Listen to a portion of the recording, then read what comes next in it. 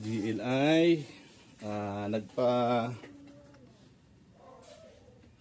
konsulta lang sana si sir, kaya lang medyo dumating kami sa ganitong natuluyan ng problema kasi maingay yung makina. So ito nakikita mo to, tinama ko siya dito, di ba? Yan, tama siya, nandoon siya sa 0 yung mark niya. Ngayon ang mali dito yung timing. Yan, dapat yan nakasintro dito, yan sa gitna na yan. So advance ka na rito.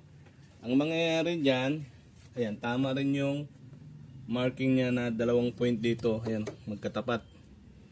Kailang nakataas masyado, dapat pantay siya sa surface na to. Ngayon, gagawin natin dyan, ipapantay natin dyan. Tingnan mo yan, mapapasukan na natin ng tornilyo yan. Tingnan mo ha, ibababa ko ha. So may mali. Pag itatama ko siya dyan, ang magiging mali yung nasa baba naman. Tingnan mo, itatama ko ha. Dali. Pag pinasok ko doon, ayan, pasok, malagyan dapat ng thread. Titingnan natin ha, kung tama. Pagkapasok at malagyan ng thread, sure, di mo, pero mali eh. Ayan o, tabingi o.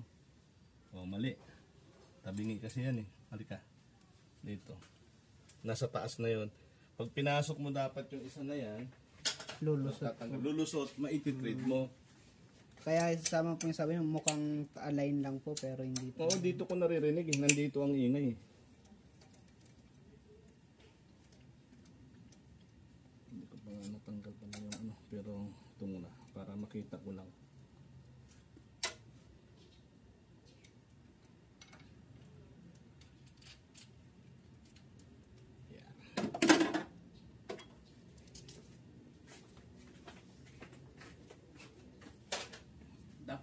Dapat itong installer na to, yung pinaka-special tools na to, pag pinasok ko dyan, maititread ko dapat. Wala, hindi ko maitread. Oh. So may mali sa subgear. Mali sa subgear, mali pa timing. Babaguhin ko yan. Kaya malayo po talaga. Malayo. Kailangan pagkabit nito, pagkabit ko dyan, nandito na nakasalpak yun. Okay, pwede na yan. Kasi para lang may idea. Ha? Hindi naka-video. Di ba? Sige yan. Pumantay naman na yan. Tapos ito tama na to. So yun dapat ang tamang setting dyan. Ang problema, hindi niya naisintro doon sa spring. Yung sa loob nito. Oo, may spring kasi sa loob niyan eh. Yun ang mali. Baliktad siya ng kabit. Nawala sa pressure. So binago natin yun. At ito na nga. Nagkaroon na nga siya ng tamang pressure ng subgear niya. Ngayon, tumama na rito. Pag tinisting natin yan, akin na to. Hawakan mo. Kuhanin mo muna isang cut dito.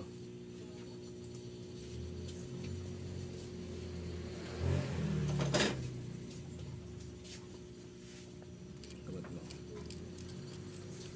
Sige, higpitan mo. Bearings.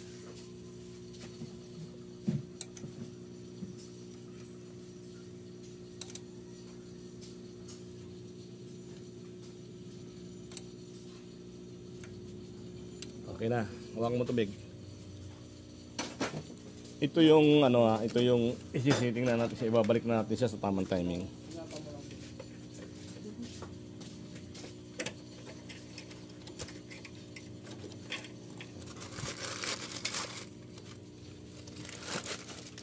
Sinisiplihan lang natin siya na hindi malaglagan doon sa loob. Intro, tingnan mo doon sa baba. Yung timing noon. Wala sa 0. Wala. O, i-0 mo ngayon doon. Andito na yung ano. Andun na yung pang-ikot sa baba? Oo, andun ang pang-ikot sa baba. Ito na oh. Hindi naman nakikutin ng ano. Sana ba yung big ilaw? Sige pa. Kunti pa. Tama na yan. Ha? Kunting-kunti na lang. Oh, tama na. Sobra. Balik mo. Balik mo. Hindi pa. Oh, ay, sumubra naman. Dahan-dahan lang. Yan. Sige pa. Oy, naku. Balik. Naku, sumubra na naman.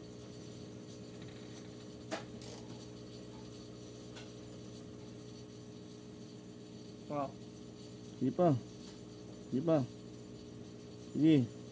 Tama na.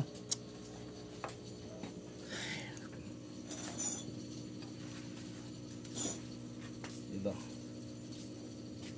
Oh, kulang pa rito.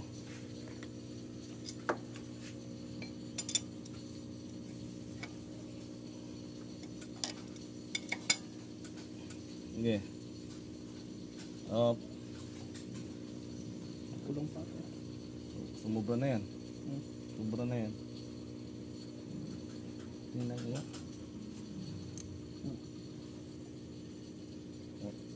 Oh, kulang pa. Zero doon, zero. Oh, yan, zero yan. Ang gagawin mo, ibalik mong konti. Papunta ron. Konti. Sige, sige. Sige pa, sige pa. Sige pa.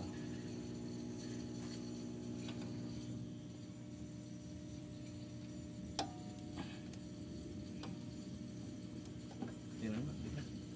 Okay lang.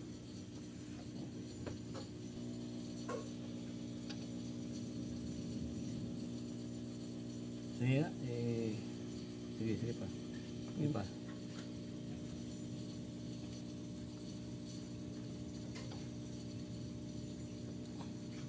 Sige pa. Tama na.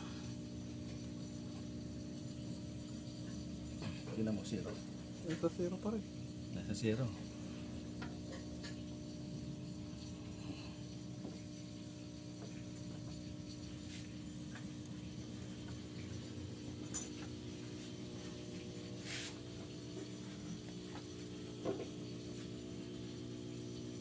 Ano sa'yo?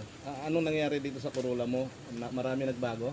Marami na po na ano, yung pong una napakalayo po nung yung tunog niya, ngayon po sobrang tahimik na. Nakorek na natin ang problema. Doon lahat. Wala sa timing, wala sa ayos yung spring ng subgear. So, ayun, nakorek. Pinong-pino na po yung takbo niya. Pinong-pinong. Thank you, sir. Ha? Ikaw ba'y taga saan pa? Taga Amparo po. Amparo. North, ano ba yun? Caloocan. North Caloocan. Thank you sa pagdayo mo rito. At buti naman, pumayag kang ipagawa yon. Kasi kaya ako gusto, yun ang gagawin natin para manahimik na yung sasakyan mo na yun. Okay, thank you.